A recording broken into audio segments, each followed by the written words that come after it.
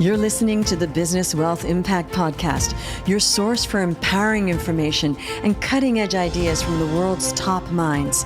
I'm your host, Jeanne Amlour, founder of seven-figure coaching company, Jeanne Amlour International.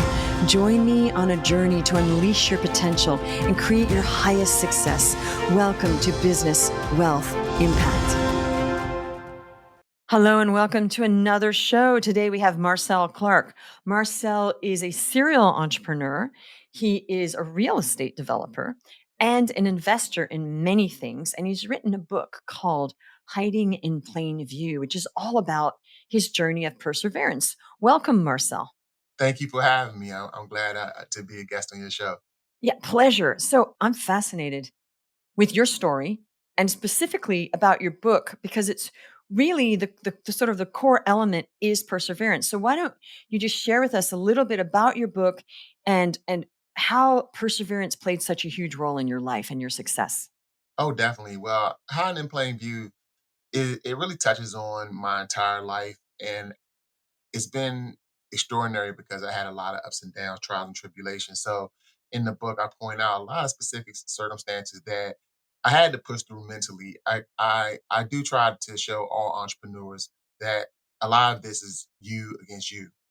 Mm, Everybody's not going to always be there to pick you up and push you through some of your toughest times. And I believe this book is a really good demonstration of how many times I faced a lot of different obstacles, but I was able to persevere and push through those situations. And I know for a fact those are the reasons why I'm successful today because it's the reinforcing benefit of accomplishing goals through challenges that makes you an entrepreneur. So the book is really a great read from that standpoint. I believe when individuals see the basic circumstances of my life and what I had to overcome, everybody will feel like you know what I can do that too. well, let's talk about that. What did you have to overcome? Well, I was born in a certain part of Maryland, but my mom and my dad lived in separate states once they separated, and I ended up on the streets of Philly. And in Philadelphia, it was just a different type of environment. I went from the suburbs to the streets, and I had to learn a lot pretty quickly. And once I started understanding the adversity in the city, it helped me out in a lot of different ways. My dad was an entrepreneur when I was a kid, so he owned a lot of what we call corner stores. They're just like 7-Elevens. And when Mm, I was there with him, I had an opportunity to look at life from a lot of different perspectives. And my dad was really successful, but that's one of the things I had to deal with. He also, he went out of business, so and that's mm, because of certain things that he just didn't have a grasp on, mostly education and his business savvy was there, but I think when the tide changed in, the early 80s, the drugs started taking over communities, he just wasn't prepared for that. So that's a perfect example of how one minute we were on top of the world, next minute we found ourselves just in a bad situation. And being able to mentally adjust to the new bad situation, it takes a lot because one day again you have everything, the next day you don't. And as a mm, kid, it's even more challenging because you really don't understand how it happened. So mm, it was something that kind of like was the groundwork for my whole mentality, understanding that you had to be very appreciative and you have to be aware of your circumstances because they can change, and you mm, need to prepare for both. mm. Okay, so let's talk about your entrepreneurial journey. What were some of the things that, what happened where you realized you wrote the book Hiding in Plain View? What does that mean? What's hiding in plain view? The solution? No, actually, when I basically started to once I graduated from college and I started to try to move myself through the 9 to 5 world, I just didn't Mm, fit really well. And mm, I just felt like, it was always something else out there for me. And when I started when I married, I had an opportunity to buy my first franchise. I was actually I was feeling like the whole me wasn't there yet because I still had my past that, I was trying to push through. And where I was in life, I was starting to really try to find my way through this entrepreneurial journey. And I just felt like, I wasn't my full self. So there's a part of my book where I discussed that. And that's why I felt like I was I was in plain view, but I wasn't my whole self. So I called it hiding in plain view. However, Mm, but I did have an opportunity again to kind of start coming full circle once I was married because I did purchase my first franchise, the Maids Home Services. And it was just a totally different world for me because the 9 to 5 world, again, I didn't fit. But once I bought my first franchise, I was like, yeah, this is it. Um, mm, so a part of me always feels like entrepreneurship is in your DNA. mhm, You have to really be built for this. Everybody can't do what I do. It's just a lot that you have to be able to not only be. You have to be really conceptual in my space, mhm, but also you do have to have a certain mentality because you deal with. I deal with a whole lot of high level and low level issues that need resolution immediately. mhm, You can't procrastinate, and there's no finger pointing. It's just you as the boss. mm. So only certain people are built for this. Right, and also you're doing so much. You're a real estate developer. Are you building apartment buildings? What Yeah, development are you yeah, doing? we build condominiums, and Mhm, we focus on Washington, DC. So, mm, I have a huge project right now that we're working on in Washington, DC. That's normally what we do. We do tear down, build up. So we try to buy lots that are empty or may have a structure on it, tear it down, get it permitted, and then we'll build a structure. So yeah, real estate development. But again, I was in rehab and then flipping back maybe a decade and a half ago. mhm, That just wasn't my thing. Rehabbing and flipping is pretty cumbersome and it's not really lucrative. So what you see mm, on TVP was not real, but it was a forerunner to real estate development, which mhm. is an area that I love. Which I'm fascinated by. I wanna do some of that myself at some point. Okay, so you're doing a lot. You're doing the real estate development. You own 3 Marco's Pizzas, franchises, you were telling me? We're building them out. So I just signed Oh, my first deal. So we have a 3 unit deal. So the ah, first one is coming to fruition in October, actually in Manassas, Virginia. So that's going to mm, be our first location, which is mhm, the deals with franchises normally work that you sign up for 3, right? And basically you get one started and then you kind of just like finesse the other 2. But the deal is you just need to make sure that you expand within a certain predetermined amount of time. So yeah, right. opening up our first franchise in Manassas, Virginia this October. That's gonna be really special. Congratulations. Thank you. Okay. You're welcome. So what's you're doing a lot. Now, you did say something that was interesting. You said it has to be in your DNA to do what you're doing. I don't agree with that Okay. because I know a lot of people that are not from entrepreneurial families at all, like mine. And I have become an entrepreneur and I was not an entrepreneur. But one thing is certain, I was not somebody that liked working for other people. So that was in my DNA. So I guess the alternative was being, I was thinking that through when you were chatting. Do you believe, and I'm challenging you here, I mean, we might disagree on that, and that's okay. Do you believe that everybody has to have it in their DNA to be, entrepreneur, or can people develop that? That's a really, Nah, I definitely think I bet you if you look back, reach back in your family tree, I guarantee you someone in your family started a business or that's for was sure. somewhere in they were in the space because it's like again, I have a lot of successful people that work for me, right? I can't do what my accountant does. I went to college Mm, for accountant 101. I think I might have right. even made it to 200. So I understand the Mhm. fundamentals of accounting, but I think that's a special mind that's an accountant. It's a special mind Yes. that's a lawyer. It's a special mind as a doctor, right? These people Mhm. are skill sets a lot. Again, I believe they originate from a certain place. Not only those special skills that you have, they come from somewhere, but I believe it's normally in your bloodline. And again, it's Yeah. only because I've been doing this so long. Specifically now, it's just, this environment I'm in it can be tough. Right? You have to Mm, be built for this mentally. Like anybody can't just be an entrepreneur because the challenges are so great. And plus, you mm. have to wear so many hats. Like when I bought that first franchise, I was not only the general manager, but I was customer relations, employee relations, human resources, marketing, right? Like I had to understand all of those elements to even be an entrepreneur. I don't believe everybody could do that. Plus, again, the mental Mm. stress when you have back then maybe I had $100,000 invested, but it was a lot to me. And to be on the hook for that kind of Mm. money, a lot of people can't handle that pressure because I mean, in this Yeah. space, it's either win or lose. No, it's true, and it's high risk, and no, you're actually now maybe you're right because now, maybe I learned something because it's true, we do have entrepreneurs in our background. My grandfather was very entrepreneurial. Okay. So maybe, but then again, some of the people in my family, they are not entrepreneurial at all. So maybe I got that gene. So maybe there's something in that, perhaps. Mhm.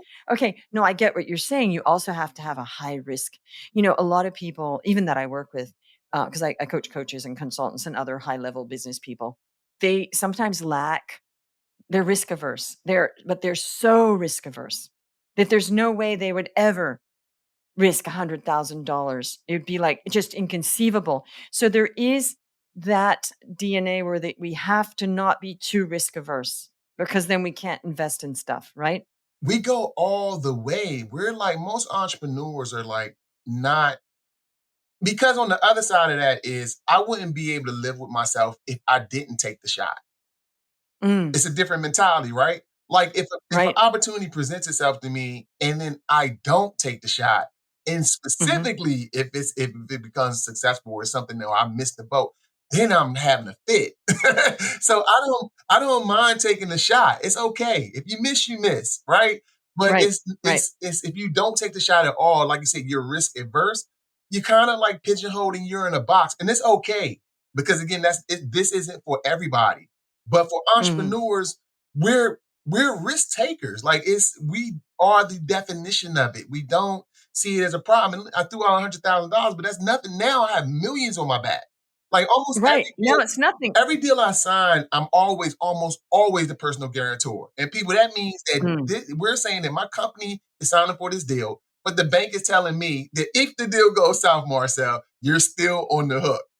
You're on the You're hook. still on the Yeah, hook. the thing is money for your but the thing is, risk is all relevant, because that 100K then would be like maybe 1,000,000 Mhm, now, right? Right? It's still a lot of money for what you mhm. had, right? And for somebody who is even less, that 100K is inconceivable, maybe 20K is that number. But the point is, you're correct. I mean, I'm a high risk person. People pale at that, and they're like, "What? You're going to take that risk now?" I win some, I lose some, right? I mean, I lost quite a bit of money in a real estate deal, which was a very legitimate deal, and very legitimate people also lost their money, and I didn't understand why. And one guy went, "It was just bad luck." Okay, I said, "Why did this happen?" He said, "Just bad luck." He said, "I've made millions and millions and millions of dollars with this exact thing, multifamily syndications." And he said, "This one?" And I said, "It was my very first one." And he said, "Just bad luck." Sometimes it's just luck, right? And you can't go, "Oh my goodness, how did this happen to me?" So you win some, you lose some, but you're correct. If you don't take the shot, certain personalities like you and me, and I get you, I'd be like, "Why didn't I just risk that and just give it a try? And if I lost, I lost. If I won, I won. At least I would know, and I could gain or I could lose." But we can't sleep at night if we don't take the shot when it's like that shot. Now, I get a lot of opportunities, obviously, like you do. We can't invest in everything. Mm-mm. But funnily enough, some of them I'm like, "Nah, I'm okay. Let that one go by." Right. They But when there's that one where it's keeping you up at night because you're like, "Wait, maybe I should," that's the one That's the one. that if it works, you're kicking And you're yourself, tapping right? into the other thing too. See, you're tapping into your instincts, right? Mhm. It sounds like you're like me. I listen to my instincts. Because again, there are many deals that cross my table that I don't pay attention to. I'm like, I'll pass. But if it does capture my attention and then I'm feeling inside like, hey, listen, Marcel, you should make a move on that. I listen to that. A lot of people don't. Mhm. That's the other thing, Mm. right? Entrepreneurs, we believe in that sixth sense. We trust our instincts, our gut. Like, a lot of people don't. A lot of people, they Mm. hear it or they feel it and they just, no, okay. Like, Mm. again, we're fine tuned for certain things when you're an entrepreneur that just most people aren't. And it's like you Mm. said about risk taking. For us, it's always going to be the same deal no matter what. Like, if you lose, you lose. It's impossible to win 100% of the time. But that's the other point. Mhm. Like, some people, when they lose and it's over, they quit. They're like, I knew I Right. shouldn't have done it. They're done. They're gone. They're checking out. Mm. They're like, I shouldn't have done it. I wasn't meant to do this. You can't be an entrepreneur if that's the case, right? Because like you said, I've lost money too, a lot of different times. Yeah. In the stock market, I've lost money. In real estate deals, I've lost money. But I've also gained a Yeah. lot too, right? No, exactly. And the thing is, I lost a lot of money in crypto as well, but I didn't say, "Oh, I'm never investing in crypto again." Now I've made some. I've definitely made money on real estate. So And we're waiting for some of them to see how long it's going to take. But, they're pretty confident in some of those. But I didn't say, oh my gosh, I'm never going to invest again. Because that is like, trying anything and saying that didn't work. And it's like playing a sport and saying, well, I'm not good at basketball, but I'm never going to invest myself in a sport ever again because I wasn't good at basketball. Same thing, right? Same thing, and like when you're a kid, when you fall off your bike, we're taught to get back on the bike, get back up. Right, That's a core fundamental principle of life. You're going right. you're going to fail. But as Mm, long as you're failing forward, that's the biggest deal, right? Like as long as I'm learning, and it's kind of what you touched on too. Like when deals cross our table and we ignore them, it's because we've learned and we go, yeah, that doesn't make sense. We mm, go, yeah, right, that right, doesn't that, yeah, you can go ahead, take this right. shot and you know. Or it's okay. And I'm thinking, yeah, this will be okay. But do I really want to, have my money not be touched for 5 years in that deal? There's always the time thing then. Yeah, I'm pretty sure it's going to be all right on the night, but I don't know about the timing as well, because I'm getting older now. I'm 60 now. So now for me to do a 5-year engagement, I don't want to do as many as those because it also has to do with the part of life you're at, right? But as you get to a certain age, you also have to invest appropriately for where you are in life, I believe. Absolutely. Timing is everything, and you're right. It's Right. just where are you positioned? And I mean, just like in the stock market, though, you take less risk as you get older because you Mm, need those assets to mature within a certain specific amount of time. So that's mm, applicable to all realms of investment. You definitely need to mm, understand where you are and what level of risk you can take. That's why I love young entrepreneurs because they can take the most risk. They have that uh, they have the space to learn, fail, fall forward, but they'll grow. And when they are in mm, their 30s and 40s, they'll be ahead of the game. So those young mm. entrepreneurs that are really, really willing to take risks, then I'm like, this is perfect time. This is the perfect time. Right. However, because I made most of my money all of my money in the last 6 years, I am extremely high risk because I have to collapse time. Right. So so some people are one of my friends who's like an institutional investor, his face paled when he saw all my he said, "These are all high risk." I said, "Yeah, because I got to collapse time now." He said, "You have nothing low risk, like literally nothing low risk in your thing." I said, "Well, I don't have time for 3%." Yeah, I mean, there how you much, go. what I mean? You got to look at the time you Push have it. with all the compounding, right? You got to do the mathematics, right, Agree. Marcel? Agree. So that's why, and it's been pretty good. So whew, it's been Yeah. okay. But he said usually people at your age, they're not taking these kinds of risks. I'm like, it's I've got to.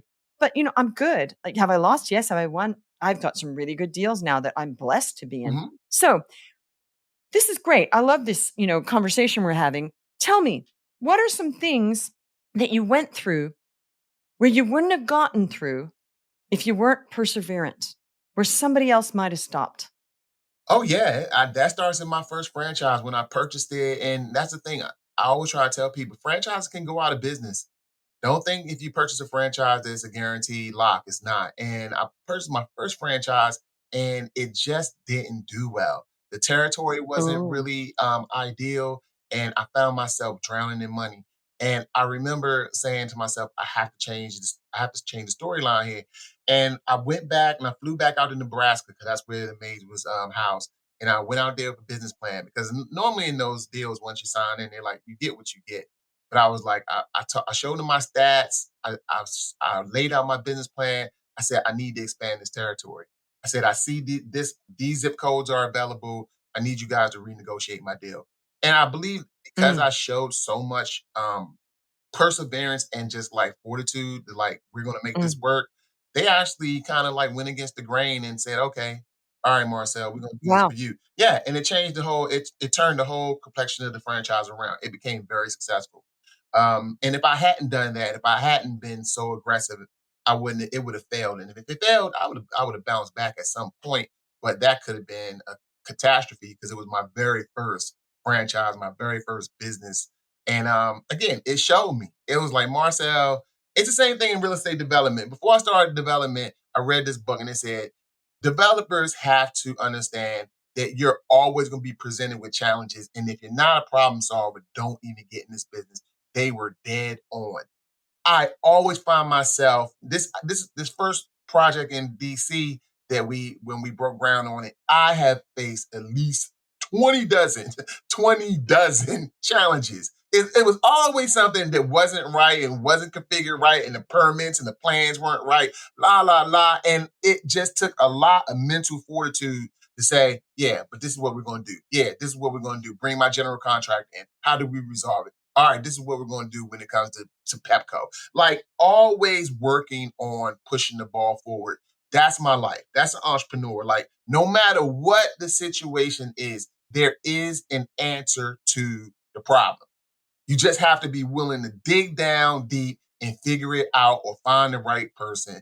But you always push forward. You never take no for an answer. That's an entrepreneur. We don't stop. We just don't. We just always keep going. So that's the biggest thing. Like you just have to understand that before you even step into this realm. I really try my best to save people money by saying, listen, this is not easy. Because like entrepreneurship is now starting to become this little fad. Like everybody's like, I want to be an entrepreneur. I'm quitting my 9 to 5. I'm like, hold up.